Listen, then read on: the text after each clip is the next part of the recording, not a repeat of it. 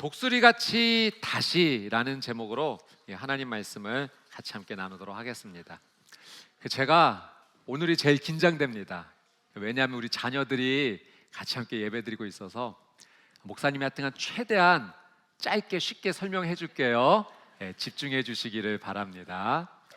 어느 한 심리학 교수님이 한 직장에 가셔서 강의를 하셨답니다. 그 강의의 내용이 현상 유지 편향, 어려워요. 현상 유지 편향, 이 심리학 용어를 설명해 주시는데, 보통의 사람들이 어떤 삶을 살면서 익숙해지면 여길 잘 떠나지 않으려 한다는 거죠. 그래서 새로운 것이 오더라도, 좋은 것이 오더라도 그걸 좀 거절하고 이 지금 누리고 있는 현상을 더 계속 이어가고자 하는 그런 경향이 있다는 걸 이제 설명하고 있었습니다.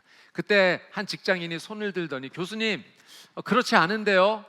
저는 이 직장에 백수일 때는 그렇게 들어오고 싶었는데 이제 지금은 어떻게 하면 여길 탈출할 수 있을까? 지금 그 생각만 하고 있습니다. 그러니까 엉뚱하게 그런 일이 있지 않다라고 반론을 제기했다는 거죠. 여러분도 한번 생각해 보세요. 여러분은 지금의 현상을 계속 누리려고 하고 있습니까?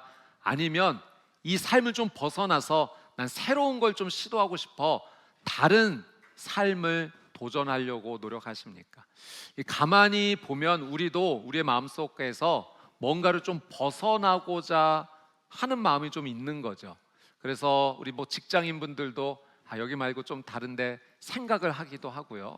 우리 자녀들도 있는데 학교 다니는 거 참 쉽지 않죠. 그래서 빨리 학교를 졸업하거나 더 빨리 어른이 됐으면 좋겠다라는 마음을 우리 자녀들도 갖습니다. 그리고 우리 가정주부들도 매일 삶에 관한 그 가정을 웬만하면 좀 한번 벗어나서 새로운 것을 보고자 하는 그 마음이 있죠. 우리 성도님들은 어떨까요? 교회를 벗어나고 싶어 하실까요? 그렇지 않을까요? 이런 유머도 좀 있습니다. 하루는 어떤 분이, 엄마, 저 오늘은 교회 안 갈래요. 아니야, 교회 가야지. 오늘 정말 교회 가고 싶지 않아요. 아니야, 가야 돼. 네가 담임 목사인데 교회 안 가면 어떻게 하겠니? 라는 유머도 있습니다. 유머입니다. 그러니까 뭔가를 조금 있는 그 삶 속에서 벗어나고 싶어하는 마음이 우리 모두에게 있습니다. 우리 자녀들도 마찬가지고요. 우리 청소년, 청년들, 우리 초등학교 다니는 학생들도 삶이 조금 버겁게 느껴지니까 그런 말 했다고 하죠. 2학년 된 이제 어린이가 1학년 된 아이에게, 너도 2학년 돼봐라, 얼마나 힘든지 아니?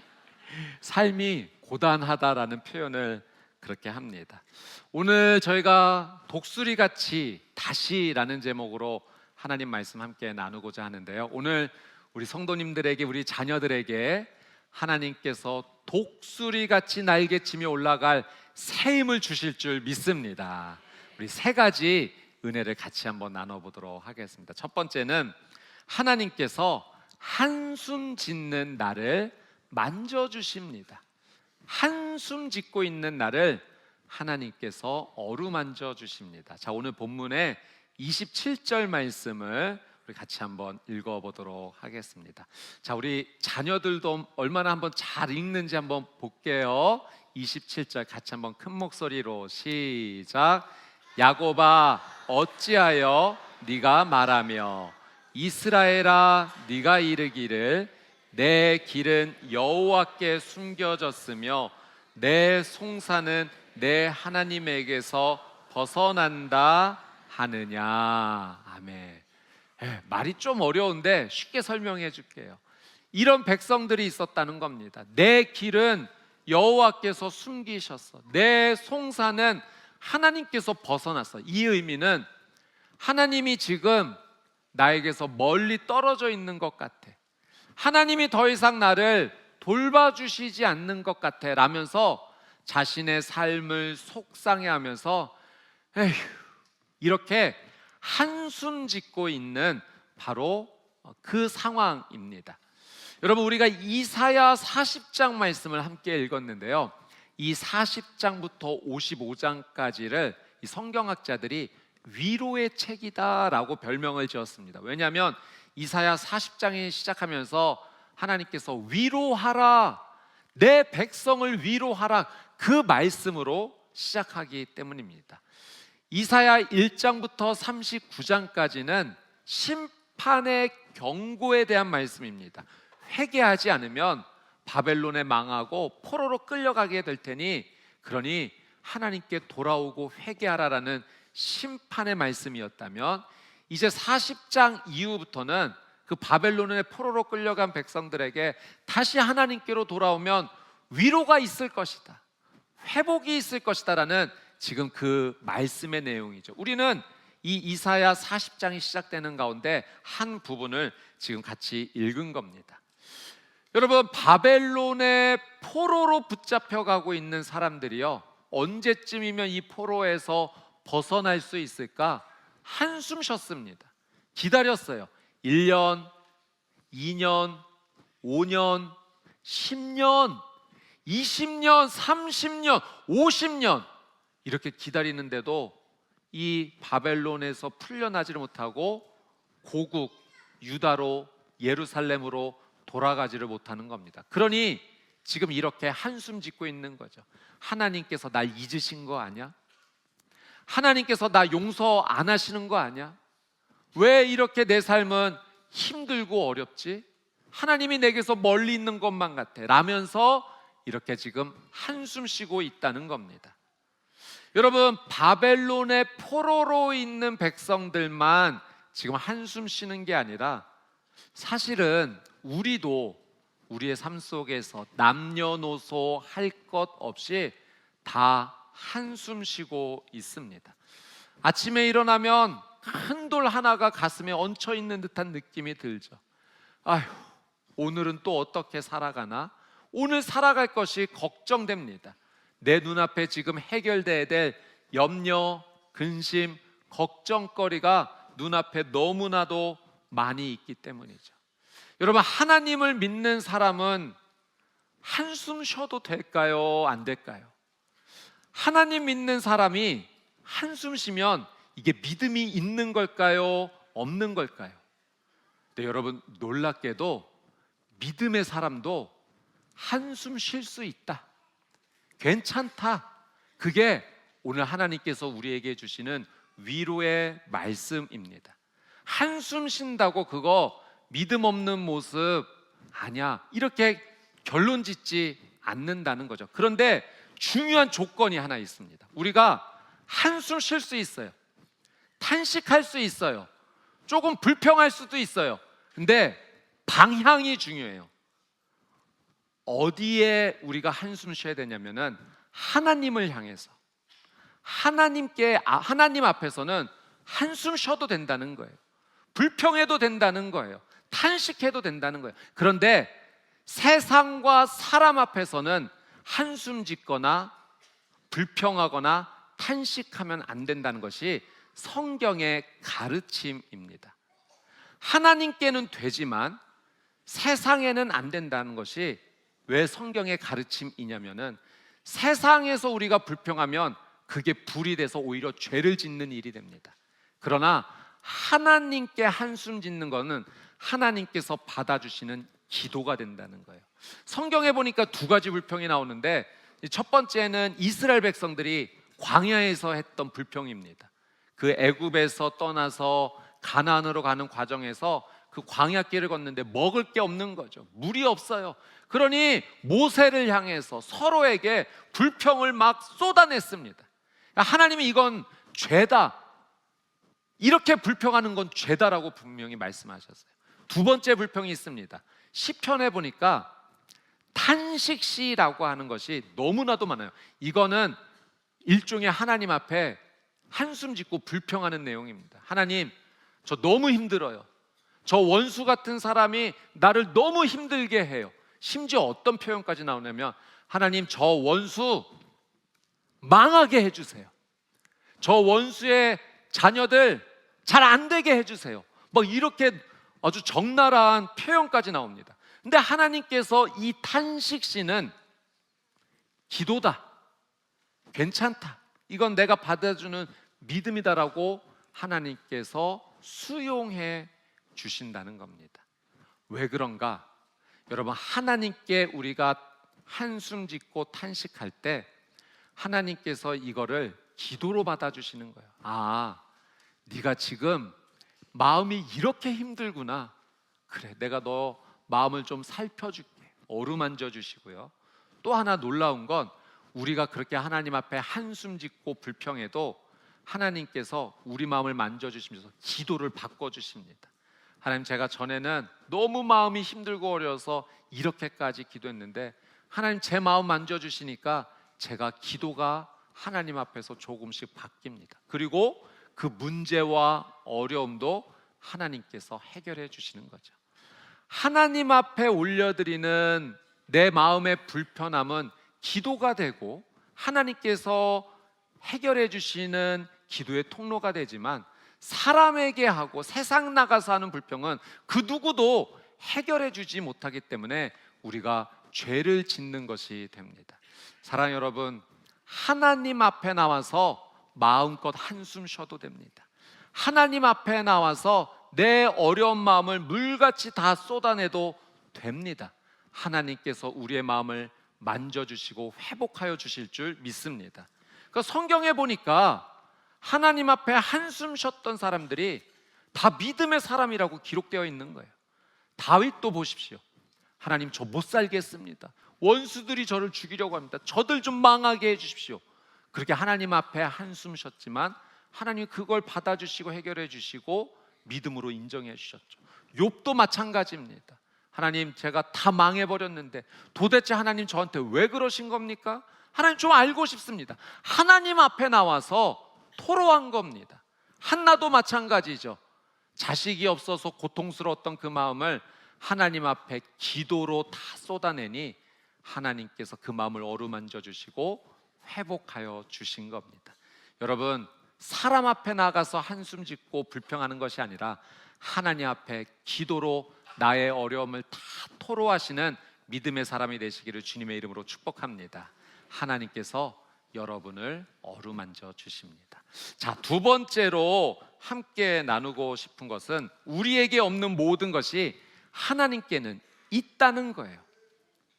내게 없는 것이 하나님께는 있기 때문에, 그래서 우리가 하나님 앞에 나가야 되는 거죠. 자, 28절 말씀 같이 한번 크게 읽어보도록 하겠습니다. 시작.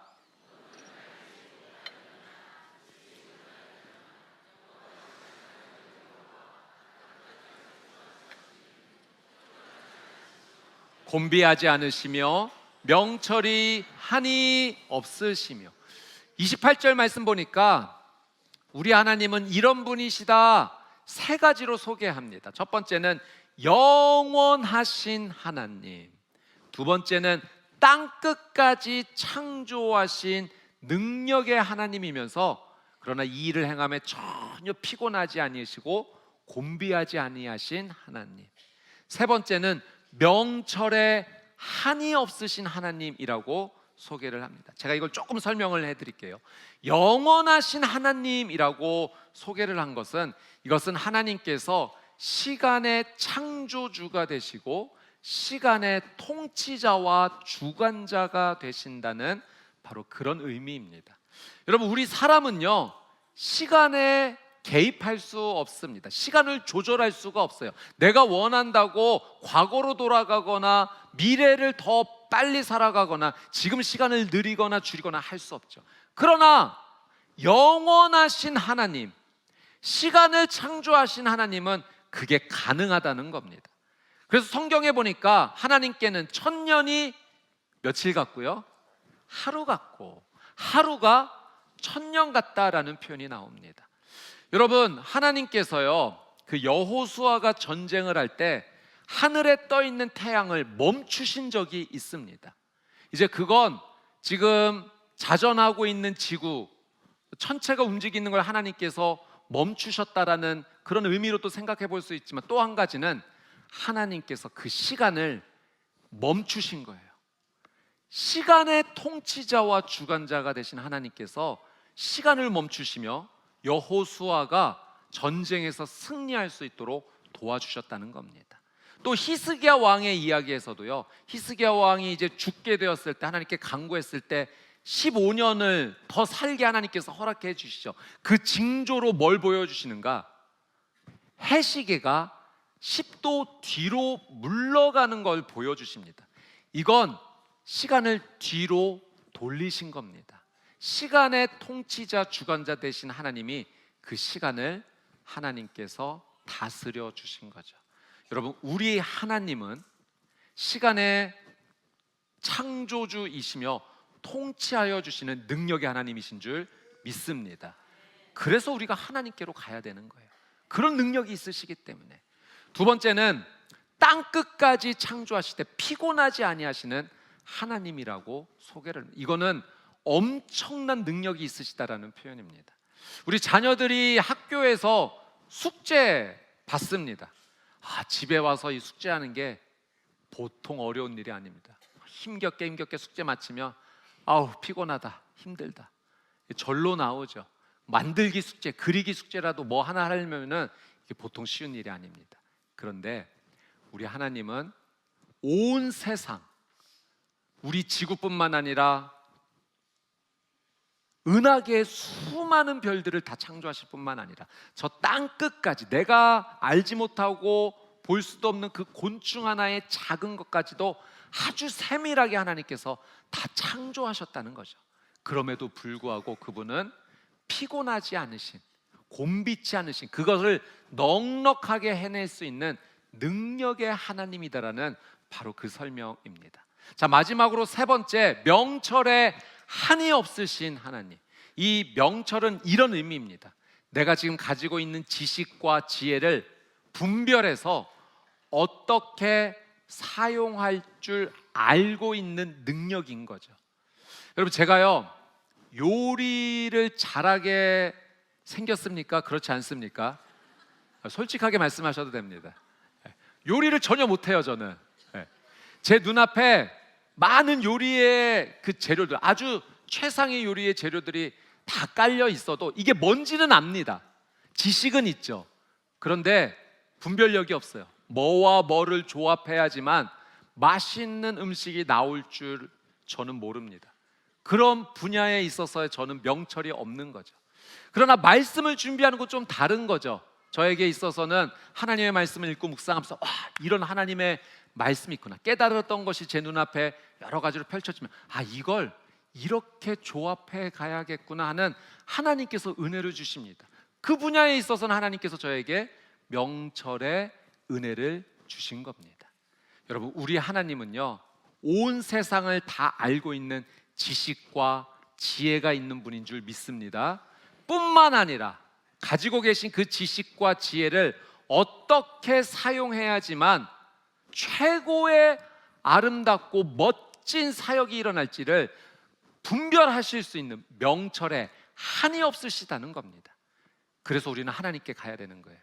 여러분, 내가 볼 때 앞이 보이질 않는 거예요. 길이 보이질 않는 거예요. 앞뒤 사방을 봐도 도저히 다 막혀 있습니다. 하늘도 막혀 있고 땅도 막혀 있고. 여러분, 사람에게는 단 하나의 길도 보이지 않아도 우리 하나님께는, 명철이 한이 없으신 하나님께는 1000가지 길이 보이는 줄 믿습니다. 명철에 한이 없으시기 때문에 그래요. 그래서 이 신앙, 이 믿음을 고백하며 하나님 앞에 가셔야 돼요. 한숨 쉬면서도 하나님, 이게 내게 너무 힘듭니다. 도저히 살 힘이 없어요. 그런데 말씀 붙잡고 기도합니다. 영원하신 하나님, 시간의 통치자 되신 하나님, 온 세상 땅 끝까지 창조하시되 피곤하지 아니하신 하나님, 명철에 한이 없으셔서 모든 길을 다 보실 수 있는 하나님, 저 좀 도와주십시오. 여러분, 사람에게 없는 것이 하나님께는 있는 줄 믿습니다. 자, 29절 30절 말씀 같이 한번 읽어볼게요. 시작. 피곤한 자에게는 능력 주시며 무능한 자에게는 힘을 더하시나니 소년이라도 피곤하며 곤비하며 장정이라도 넘어지며 쓰러지되. 이건 사람이 한계가 분명히 있다는 겁니다. 여러분, 소년 쓰러진답니다. 장정 넘어진답니다. 여러분, 우리 소년, 우리 청소년 청년들, 우리 자녀들 그렇게 양육하실 때 우리 부모님들 그렇게 표현하시더라고요. 무섭다고요. 뭐가 무서운가? 분명 밥을 먹었는데 뒤돌아서고 나서 또 배고프답니다. 소화력이 엄청난 거죠. 막 왕성한 겁니다. 활력이 넘치고요, 키 크고 몸이 커지면서 잘 먹는 거죠. 그런 자녀들 보면서 돌을 씹어도 지금 소화하겠다, 그런 표현까지 합니다. 그런데 그 소년들도 피곤하다는 겁니다. 장정이라도 넘어질 수 있다는 거예요. 그건 한계가 있다는 거죠. 우리 자녀들 많이 피곤해합니다. 학업 때문에 여러 가지로 요즘 많이 힘이 떨어지고 있어요. 그래서 세상에서 이 피곤한 현대인을 향해 하나의 결론을 내린 게 있습니다. 피곤은 간 때문이야. 피곤이 간 때문에 왔다라고. 그래서 뭐 우루사 한 알이라도 먹어야 조금 낫겠다, 도움은 되겠죠. 근데 여러분, 우리의 피곤의 해결은 그 약 한 알에 있는 것이 아닙니다. 여러분, 영원하신 하나님, 온 세상 땅끝까지 창조하시되 피곤하지 아니하시는 하나님, 명철에 한이 없으신 하나님 앞에 나와 내 마음을 정직하게 토로하는 것이 우리의 피곤을 해결해 주시는 하나님의 은혜가 될 줄 믿습니다. 자, 마지막으로 세 번째, 하나님을 앙망하십시오. 이것이 굉장히 중요합니다. 자, 마지막으로 31절 우리 같이 한번, 너무 중요한 말씀이에요. 같이 한번 읽어보도록 하겠습니다. 시작. 오직 여호와를 앙망하는 자는 새 힘을 얻으리니 독수리가 날개치며 올라감 같을 것이요 다른 박질하여도 곤비하지 아니하겠고 걸어가도 피곤하지 아니하리로다. 아멘. 여러분, 우리가 27절에서 한숨으로 시작했는데 이제 이 31절에 독수리의 비상으로 마치게 됩니다. 이 은혜가 여러분에게 있게 되기를 주님의 이름으로 축복합니다. 여기에서 아주 중요한 하나님의 명령이 있습니다. 그건 오직 여호와를 앙망하라 라고 하십니다. 이 앙망하라가 보석 같은 말씀이에요. 이 말씀 전체에 열쇠와도 같은 말씀입니다. 이 앙망하라, 우리말로는 한 곳을 바라봐라, 이런 의미죠. 근데 이 히브리어를 살펴봤더니 카바라고 하는 단어인데요, 이 카바라는 단어에서 측량줄이라고 하는 단어가 나왔습니다. 뭔가를 측량할 때 줄이 이렇게 팽팽하게 늘어뜨려져 있는 거죠. 그러니까 앙망하다라고 하는 것은 이 줄이 팽팽하게 늘어뜨려져 있어서 그것을 응시하는 것, 그것을 주목하는 것, 이게 지금 성경이 우리에게 말씀하시는 앙망하다입니다. 제가 이 말씀 묵상하면서 어린 시절이 좀 떠올랐는데, 초등학교 어린 시절에 제게 소원이 하나 있었습니다. 참새를 잡고 싶었어요. 그래서 작전을 하나 짰습니다. 옥상에다가 바가지 하나를 가져다 놓고 젓가락으로 이렇게 세워놨습니다. 그리고 실로 그 젓가락을 길게 늘어뜨려서 그 계단 밑에까지 쭉 늘어뜨렸고요, 그 밑에 쌀을 좀 이렇게 뿌려놓았던 거죠. 꽤 괜찮지 않습니까? 제가 매일 아침에 일어나자마자 옥상에 가는 겁니다. 참새가 지금 와 있는가. 네, 몇 날 며칠 만에 드디어 참새 한 두세 마리가 그 바가지 밑에서 쪼아먹는 상황이 있는 겁니다. 제가 그 줄을 잡고서 앙망했습니다. 네, 뚫어지게 바라보면서 이때다 싶어서 줄을 확 잡아당겼죠. 결과는 상상에 맡기도록 하겠습니다. 이게 앙망하다입니다. 다른데 신경 쓰이지 않고 오직 그 한 곳을, 마치 팽팽한 줄처럼 내 마음이 끊어지지 않고 바라보는 것. 그렇게 여호와를 앙망하는 자에게 하나님께서 어떤 은혜를 주시는가? 새 힘을 얻게 될 것이다. 아멘. 여러분, 이 새 힘을 얻게 될 것이다도 아주 히브리적으로 재밌는 표현입니다. 이건 이런 의미입니다. 힘을 갈아입는다. 오직 여호와를 앙망하는 자는 하나님 주시는 힘으로 갈아입게 될 것이다 라는 의미예요. 여러분, 우리가 옷을 입고 있는데 우리의 옷이 더러운 겁니다. 낡아졌습니까? 근데 이 옷을 하나님께서 다 벗겨주시고 하나님의 완전하신 새롭고 너무나 아름다운 그 옷을 우리에게 입혀주신다는 거죠. 마치 스마트폰에 이제 너무 오래 써가지고 기가 이제 충전을 해도 분명히 100% 찼다라고 보였는데 이게 뭐 한 30분 지나면 50%로 뚝 떨어지는 상황인 거죠. 근데 이 충전기를 완전히 새 거로 바꿔버리면 그때서는 완전히 새 힘을 얻게 되는 겁니다. 오직 여호와를 앙망하는 자는 하나님께서 옷을 갈아입혀 주듯이 우리에게 새 힘을 주시겠다라고 말씀하십니다. 그러면서 하나의 그림을 보여주시는데요, 마치 독수리가 날개치며 올라감 같을 것이요. 제가 그래서 또 독수리도 말씀 준비하면서 연구해 봤습니다. 여러분의 이미지 속에서도 이 독수리가 하늘을 어떻게 날고 있는지 지금 보이시죠? 여러분, 독수리가요, 하늘을 날 때 날개를 쫙 펴니다. 그리고 날갯짓을 하는가? 그렇지 않습니다. 그저 날개를 쫙 펴고 그 높은 하늘을 유유히 떠다니고 있습니다. 어떻게 날갯짓을 안 하고 이렇게 하늘에 떠 있을 수 있는가? 비결이 있더라고요. 이 땅이 뜨거워지면 뜨거워진 땅에서 이 열 공기가 위로 치솟게 된다고 합니다. 독수리는 이 열 공기를 이용하는 거예요. 땅에서 올라오는 그 열 공기를 받아서 날갯짓을 하지 않고도 밑에서 그 공기가 계속 떠받쳐주고 있으니까 하늘에서 날개를 펴고 떠 있을 수 있는 겁니다. 놀랍게도 이 상승 기류 덕분에 수천 미터까지 올라갈 수도 있고요, 하루에 100km 이상을 에너지를 별로 쓰지 않고서도 이동할 수 있다고 합니다. 여러분, 하나님의 말씀이요, 허튼 말씀이 하나도 없습니다. 너희가 여호와를 앙망하면 새 힘을 얻게 될 것인데, 오직 나만을 바라보고 내 앞에 나와서 한숨 쉬더라도 내 앞에 나와서 한숨 쉬면 내가 너희를 어루만져 줄 것인데 내가 너희를 새 힘으로 바꿔줄 것이다.